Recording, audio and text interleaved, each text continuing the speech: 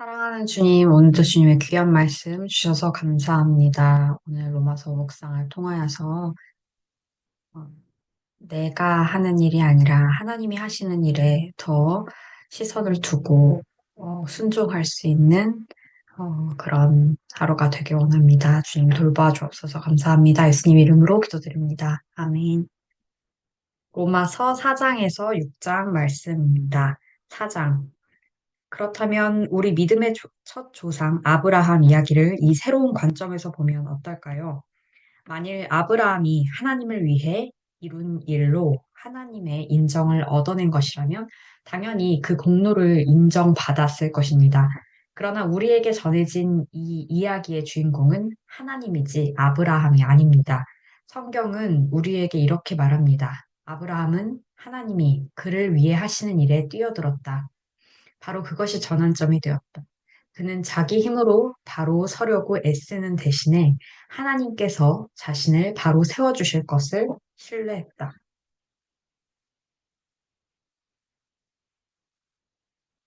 만일 여러분이 열심히 해서 어떤 일을 잘 해낸다면 여러분은 보수를 받을 자격이 생깁니다.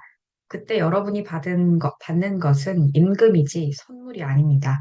그러나 여러분이 그 일을 감당할 수 없어 오직 하나님만이 하실 수 있는 일이라고 인정하고 그분께서 해주실 것을 신뢰한다면 바로 그 신뢰가 여러분을 하나님에 의해 하나님 앞에 바로 세워줍니다. 이렇게 하나님 앞에 바로 서는 일은 여러분의 힘으로 아무리 오랫동안 수고해도 수고하고 애쓴다 해도 결코 해낼 수 없는 일입니다. 이는 전적으로 그분의 선물입니다. 이 새로운 관점은 다윗에게서도 확증됩니다. 그는 자신의 공로 하나 없이 오직 하나님께서 모든 것을 바로 세워주실 것을 신뢰하는 사람은 복이 있다고 말합니다. 그 범죄가 지워지고 지은 죄의 말끔히 씻겨진 사람은 복이 있다. 주님께 그 죄를 청산받은 사람은 복이 있다. 혹시 여러분은 이런 복이 우리 종교의 길을 따르는 할례받은 사람들에게만 선언된다고 생각합니까? 우리가 따르는 길에 대해 들어본 적 없는 사람들, 하나님께 훈련받아 본 적 없는 사람들도 이런 복을 받을 수 있다는 생각은 못 해봤습니까? 일단 우리 모두가 동의할 수 있는 사실부터 말해보겠습니다. 아브라함이 하나님께 합당하다고 선언된 것은 그가 하나님께서 그를 위해 하시는 일을 받아들였기 때문입니다. 그렇다면 생각해 보십시오. 그 선언이 내려진 것은 그가 할례라는 언역 의식을 통해 몸의 표시를 받기 전이었습니까? 그 후였습니까? 맞습니다. 표시를 받기 전이었습니다. 그렇다면 그가 할례를 받은 것은 하나님께서 그를 당신 앞에 바로 세우시려고 오래 전부터 그를 위해 일해 오신 것에 대한 증거이자 확증의 의미였다는 뜻입니다. 아브라함은 다만 하나님의 이 일을 자신의 온 삶으로 받아들였던 것입니다. 또한 이것은 아브라함이 모든 사람의 조상이라는 뜻이기도 합니다.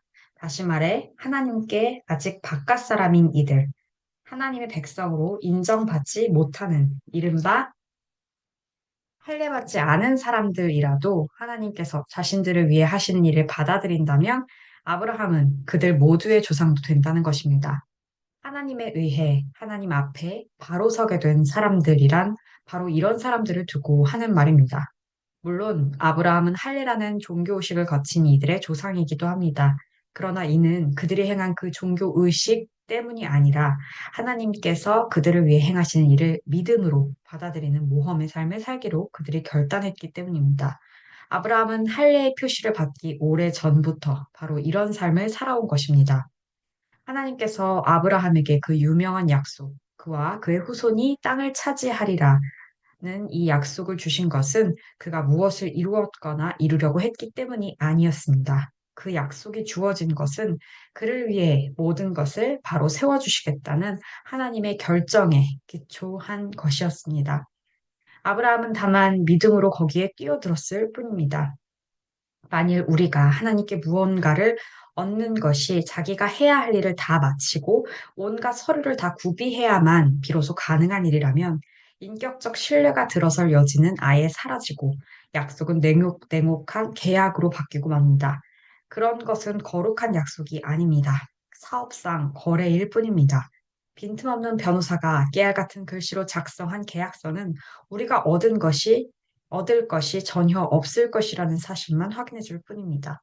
그러나 애초에 계약이라 없고 그것도 하나님의 약속만이 있는 것이라면 그것은 여러분이 깰 수 있는 것이 아닙니다.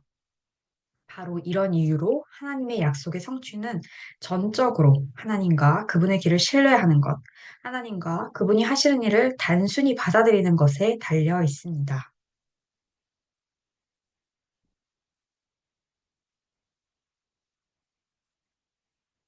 하나님의 약속은 순전한 선물로 우리에게 옵니다. 바로 이것이 우리 종교적 전통을 따르는 사람들뿐 아니라 그런 것에 대해 들어본 적 없는 사람들도 그 약속에 확실히 참여할 수 있는 유일한 길입니다.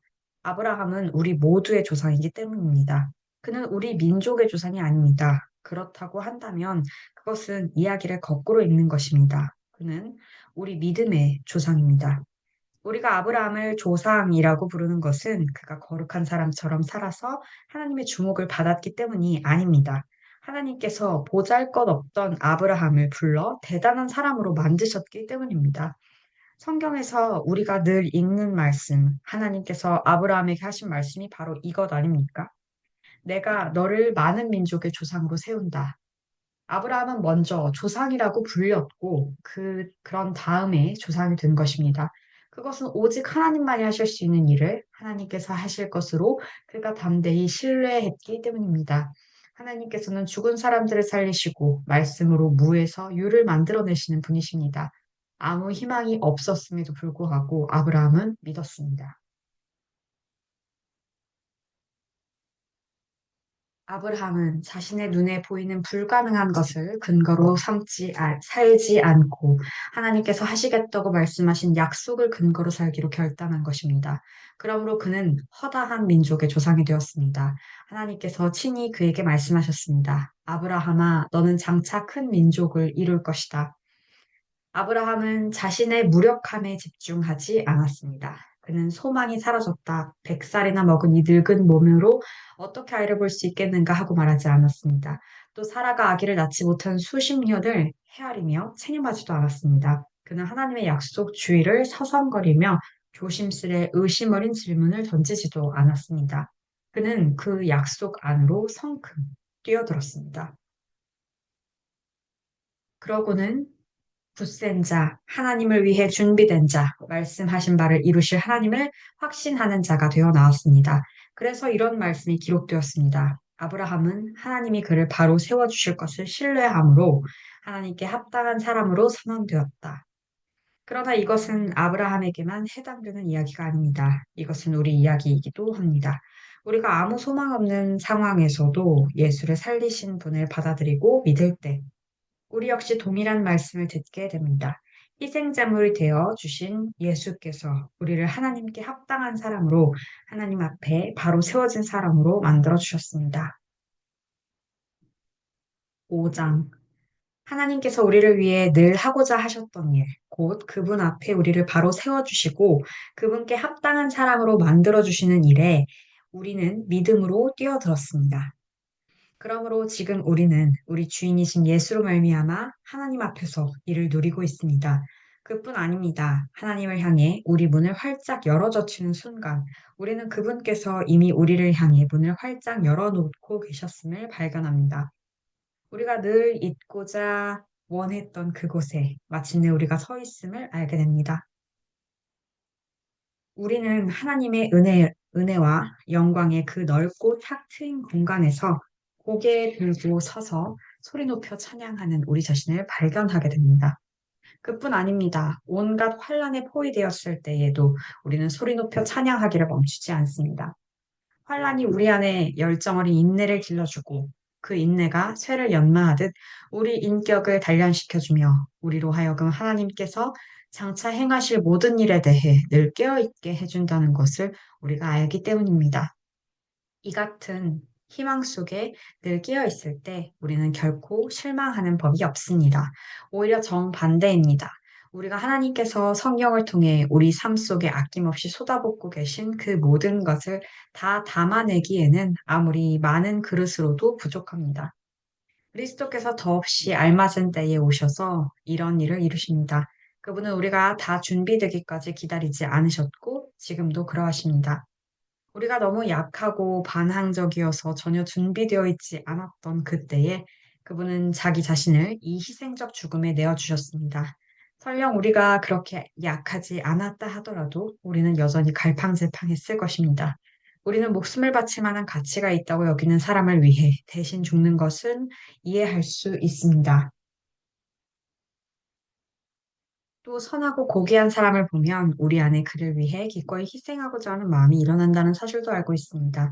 그러나 하나님은 우리가 그분께 아무 쓸모가 없을 때에 당신의 아들을 희생적 죽음으로 내어주심으로 그렇게 우리를 위해 당신의 사랑을 아낌없이 내놓으셨습니다.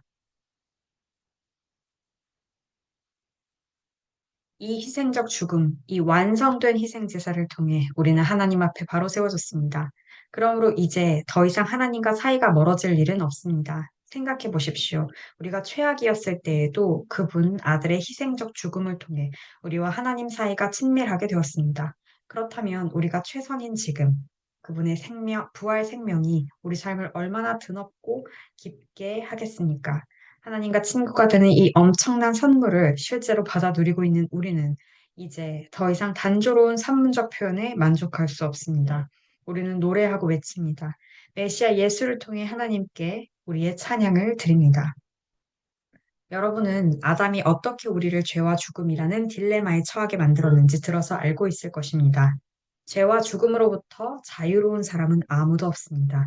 죄는 만물과 하나님과의 관계, 또 모든 사람과 하나님과의 관계에 해를 끼쳐왔지만 하나님께서 모세를 통해 자세히 상술해 주시기까지는 그 해가 어느 정도인지 분명치 않았습니다. 그처럼 죽음, 곧 우리와 하나님 사이를 갈라놓는 그 거대한 심연은 아담으로부터 모세에 이르는 시간에도 위세를 떨쳤습니다. 하나님이 주신 특정 명령에 불순종했던 아담과 같은 죄를 짓지 않은 이들도 모두 이러한 생명의 끊어짐, 곧 하나님과의 분리를 경험해야만 했습니다. 그러나 우리를 이런 지경에 빠뜨린 아담은 또한 우리를 거기서 구원해 주실 분을 앞서 가리키는 존재이기도 합니다. 그러나 우리를 구출하는 이 선물은 죽음을 초래하는 그 죄와 비교가 되지 않습니다. 생각해 보십시오. 한 사람의 죄가 수많은 사람들을 하나님과의 분리라는 그 죽음의 심연에 밀어넣었다고 할 때, 한 사람 예수 그리스도를 통해 쏟아 부어지는 이 하나님의 선물은 우리에게 어떤 것을 가져다 줄까요?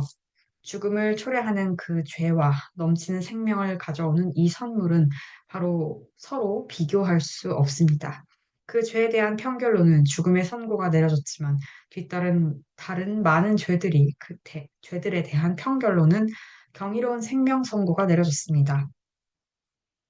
한 사람의 잘못을 통해 죽음이 위세를 떨쳤다면 이제 한 사람 예수 그리스도께서 마련해 주신 이 어마어마한 생명의 선물, 이 모든 것을 바로 세우시는 장대한 일을 두 팔 벌려 받아들이는 이들 안에서 이 생명이 이루어낼 가슴 벅찬 회복, 우리를 다스리는 생명이 어떤 것인지 여러분은 상상할 수 있겠습니까?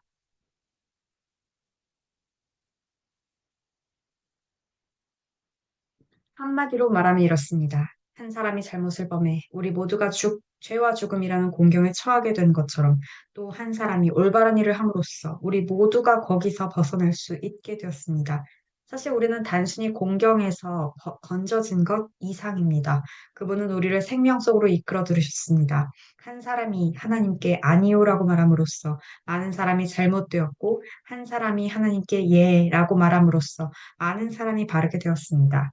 일시적인 율법이 맞서 할 수 있었던 것이라고는 더 많은 율법 위반자들을 만들어내는 것이 전부였습니다. 그러나 죄는 우리가 은혜라고 부르는 그 전투적 용서에는 도저히 맞서가 되지 못합니다. 죄와 은혜가 맞설 때 이기는 쪽은 언제나 은혜입니다. 죄가 탈 수 있는 일이라고는 죽음으로 우리를 위협하는 것이 전부인데, 이제 그 일도 끝났습니다. 하나님께서 메시아를 통해 모든 것을 다시 바로 세우고 계시기에 은혜는 우리를 생명의 삶 속으로 이끌어 드립니다. 끝없는 삶, 다음 없는 세상 속으로 말입니다. 6장. 그렇다면 이제 우리는 어떻게 할까요? 혹시 하나님이 계속해서 용서를 베풀어 주시도록 계속해서 죄를 지을까요? 그렇지 않기를 바랍니다. 죄가 다스리는 나라를 떠난 사람이 어떻게 거기 있는 옛집에서 계속 살 수 있단 말입니까? 우리는 짐을 꾸려 영원히 그곳을 떠났다는 사실을 모르십니까? 우리가 세례받을 때 일어난 일이 바로 이것입니다. 물 아래로 들어갔을 때 우리는 죄라는 옛 나라를 뒤에 남겨두고 떠난 것입니다. 그 물에서 올라올 때 우리는 은혜라는 새 나라에 들어간 것입니다. 새로운 땅에서의 새로운 삶으로 말입니다. 우리가 받은 세례의 의미가 바로 이것입니다. 세례는 예수의 삶 속으로 들어가는 것입니다. 물에 들어갔을 때 우리는 예수처럼 죽어 매장된 것입니다.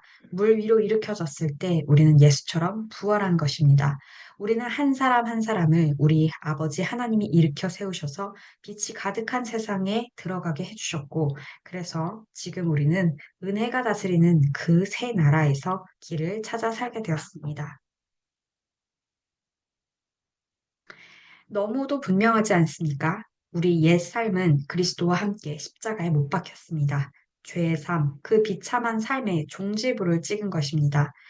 이제 우리는 더 이상 죄에 이리저리 휘둘리지 않습니다. 우리는 믿습니다. 그리스도의 죽음은 죄를 정복하는 죽음입니다. 그 지금에 우리가 들어갔다면 또한 우리는 그분의 부활, 곧 생명을 구원하는 그 부활 속으로도 들어갑니다.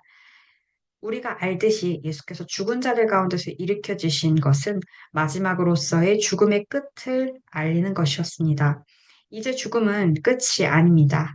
예수께서 죽으셨을 때 그분은 자신과 더불어 죄를 끌어내리셨고 다시 살아나셨을 때 그분은 하나님을 우리에게 내려오시게 하셨습니다. 그러니 이제부터는 이렇게 여기십시오. 이제 죄는 여러분이 알아듣지도 못하는 사어로 말할 뿐입니다. 그러나 하나님은 여러분에게 모국어로 말씀하시며 여러분은 그 말씀을 한마디도 놓치지 않습니다. 여러분은 이제 죄에 대해서는 죽었고 하나님께 대해서는 살았습니다. 예수께서 그렇게 만드셨습니다. 다시 말합니다. 이제 여러분은 삶의 길을 정할 때 죄에게는 단 한 표의 권한도 허용하지 말아야 합니다. 죄는 거들떠 보지도 마십시오. 그런 옛 방식의 삶이라면 잔심부름도 거절하십시오. 대신 여러분은 온 마음을 다하고 온 시간을 들여 하나님의 길에 헌신하십시오. 여러분은 죽은 자들 가운데서 일으켜진 사람임을 기억하십시오. 이제 여러분은 죄가 시키는 대로 살 수 없습니다. 여러분은 더 이상 그 옛 폭군의 지배 아래 있지 않기 때문입니다. 이제 여러분은 하나님의 자유 가운데 살고 있습니다.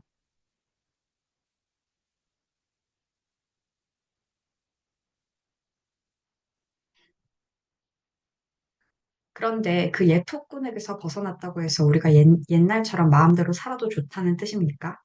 하나님의 자유 가운데 자유롭게 되었다고 해서 이제 무엇이든 내키는 대로 해도 좋다는 것입니까? 그렇지 않습니다. 여러분은 경험을 통해 알 것입니다. 자유로운 행위라지만 실은 자유를 파괴하는 행위들이 있다는 것을 말입니다. 가령 여러분 자신을 죄에 바쳐 보십시오.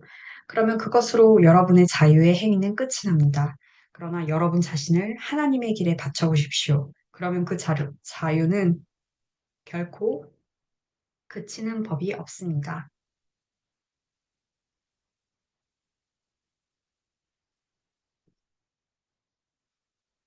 여러분은 평생을 죄가 시키는 대로 살아왔습니다.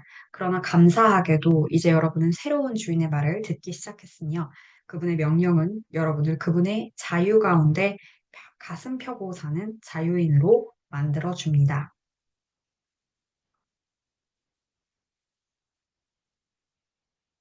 내가 이처럼 자유를 들어 말하는 것은 쉽게 머릿속에 그림이 그려지기 때문입니다. 어렵지 않게 떠올릴 수 있지 않습니까? 과거에 자기 마음대로 다른 사람이나 하나님은 안중에 두지 않고서 살았을 때 어떻게 여러분의 삶이 더 나빠지고 오히려 자유에서 멀어져 갔던지를 말입니다. 그러나 이제 하나님의 자유 가운데 사는 여러분의 삶, 거룩함으로 치유받고 드넓어진 여러분의 삶은 얼마나 다릅니까? 과거에 하나님을 무시하고 제멋대로 살았을 때 여러분은 무엇이 바른 생각인지 무엇이 바른 행동인지는 전혀 신경 쓰지 않고 살았습니다. 그러나 과연 그런 삶을 자유로운 삶이라고 할 수 있습니까? 그런 삶에서 여러분이 얻은 것은 대체 무엇이었나요? 이제 와서 볼 때 자랑스럽게 여길 만한 것은 하나도 없지 않습니까? 그런 삶이 여러분을 마침내 데려간 곳은 어디였나요? 막다른 길 뿐이었습니다. 그러나 더 이상 죄가 시키는 대로 살 필요가 없다는 사실을 알게 된 지금, 하나님의 말씀을 듣고 따르는 즐거움을 알게 된 지금, 여러분, 놀랍지 않습니까? 여러분은 지금 온전한 삶, 치유된 삶, 통합된 삶을 누리고 있습니다. 또한 이 삶은 갈수록 더 풍성해집니다. 죄를 위해 평생 애써 일해 보십시오. 결국 여러분이 받게 될 연금은 죽음이 전부입니다. 그러나 하나님의 선물은 우리 주 예수께서 전해주시는 참된 삶, 영원한 삶입니다. 아멘.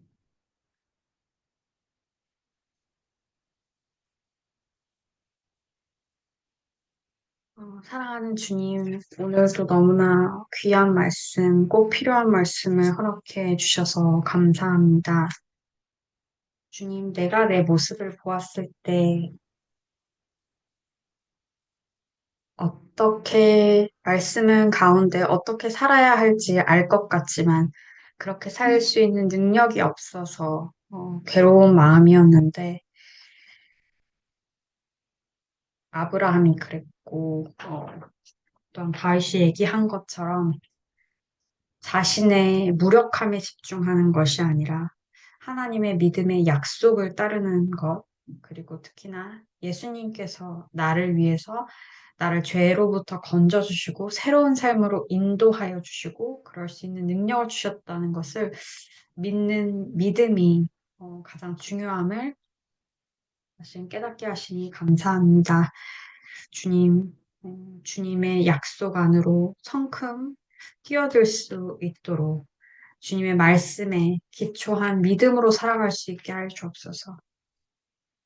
내가 지금 힘들고 연약하고 할 수 없을 것 같지만 나는 이미 예수님의 십자가 어, 보혈의 능력과 예수님의 부활로 인하여서 나 또한 음, 완전히 새로운 삶을 선물로 받은 자임을 기억하게 하여 주시옵소서.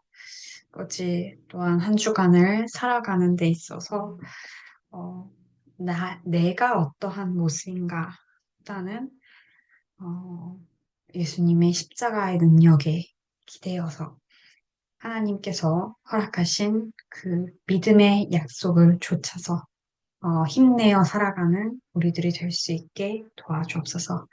사랑하고 감사합니다. 예수님 이름으로 기도드렸습니다. 아멘.